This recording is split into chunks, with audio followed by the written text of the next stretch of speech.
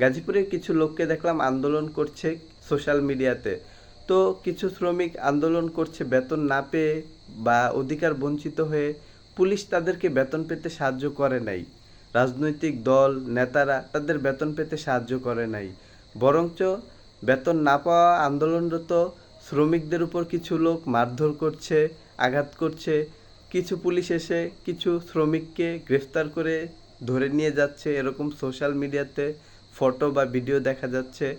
মানে যে জায়গায় যারা বেতন পায় নাই তাদেরকে বেতন পেতে সাহায্য করবে রাজনৈতিক নেতারা, পুলিশরা, সে জায়গায় রাজনৈতিক নেতারা নীরব রয়েছে। সব রাজনৈতিক দল এবং পুলিশ, আইন, রাষ্ট্র তারা উল্টো শ্রমিকদের বেতন মালিকের কাছ থেকে আদায় করে না দিয়ে শ্রমিকদের উল্টো আরও গ্রেফতার করে নিয়ে যাচ্ছে। মানে হয়তো কেউ বলবে মালিকের গার্মেন্টস কারখানা, ফ্যাক্টরি এগুলো সম্পদ, কিন্তু শ্রমিকরা কি সম্পদ নয়? তাদেরকে বেতন দেওয়া হচ্ছে না, তারা তো শ্রম করেছে পারিশ্রমিক পাওয়ার জন্য। কেন তাদের আন্দোলন করতে হবে?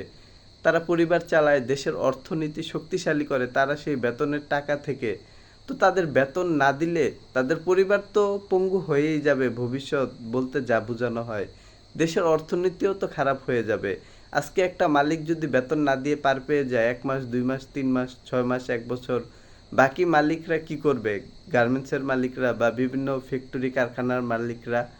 শ্রমিক দিবসে যে বক্তব্য রাখা হয় প্রতি বছর বছর, আর শ্রমিকদের ব্যাপারে বাস্তবে যে ভূমিকা রাখে রাজনৈতিক দল বা আইনের লোকজন, তারা এটা একেবারে বিপরীতমুখী। শ্রমিকদের পক্ষে বক্তব্যে সবাই পাশে দাঁড়ালেও বাস্তব চিত্রে কাউকে শ্রমিকদের পক্ষে দাঁড়াতে দেখা যাচ্ছে না।